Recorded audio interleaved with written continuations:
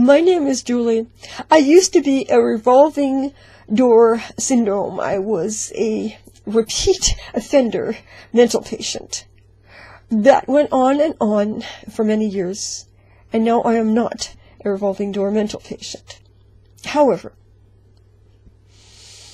in 1984, I was given the diagnosis of schizophrenia.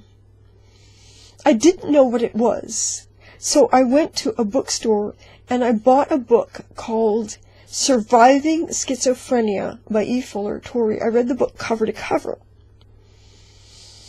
It had creases in it because I had opened that book so many times. I was fascinated.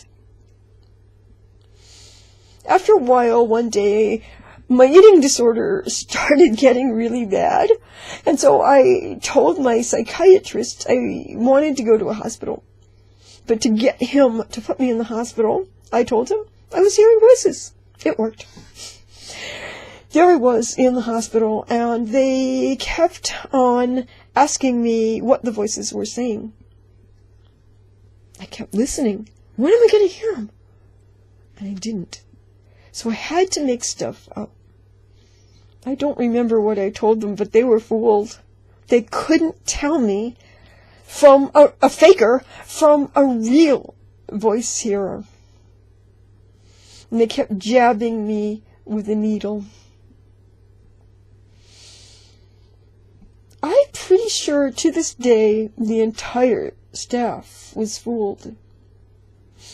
But there was one person who knew that it wasn't real, that I wasn't really hearing voices.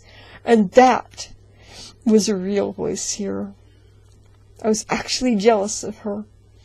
She was a better schizophrenic than I was. She was the real one. I was just a fake.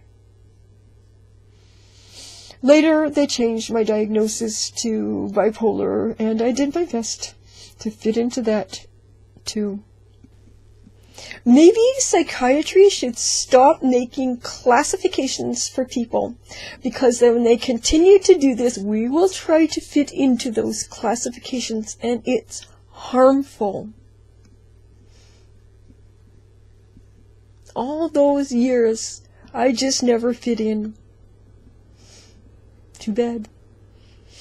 When I left psychiatry, I didn't have any more classifications to have to fit into. I could be me. I was free.